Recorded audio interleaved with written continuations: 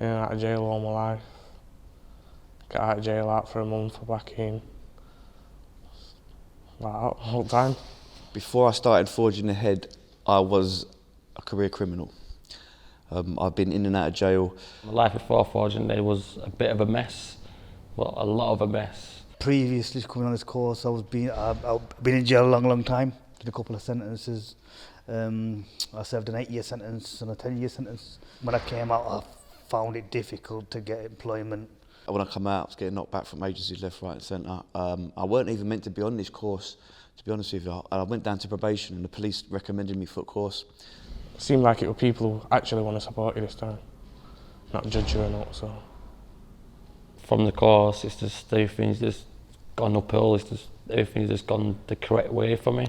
Like just in the way I speak to people, I come across, and how confident I am, like meeting new people and doing things. It's just changed my life. Yeah, I've worked for Amy now. Been there about 4 or 5 months. I love it. Couldn't see myself going back to crime.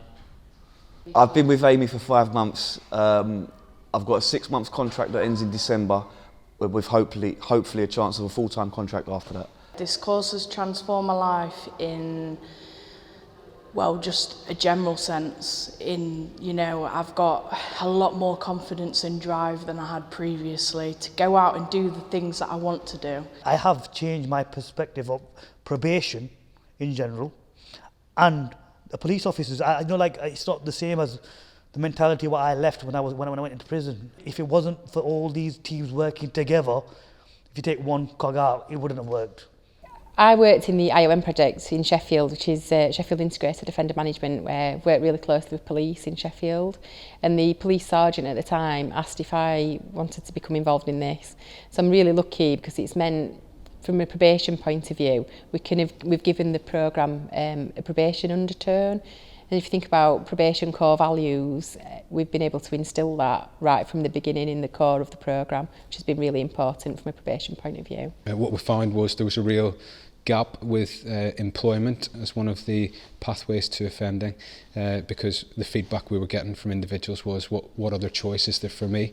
And I don't stand to defend those that are going out and committing crimes in our communities, but what I would say is that there's a running theme that these people themselves have had adverse childhood experiences, where they've suffered in their childhood, and their behaviour in later life is a direct result of something that's happened to them previously. So the thing with Forging Ahead is that the partnership allows for us to look at building their CV, building their skills for employability, but also with City Hearts addressing those much more underlying issues, which quite often are going to be the triggers as to whether somebody reoffends or not. So the job isn't everything, but it's about us being able to address the whole system, that whole system approach, really. We work to actually give opportunities to our learners to go straight into employment.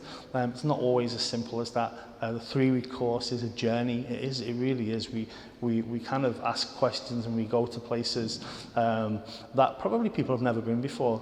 We ask questions around what they would like their dreams to be.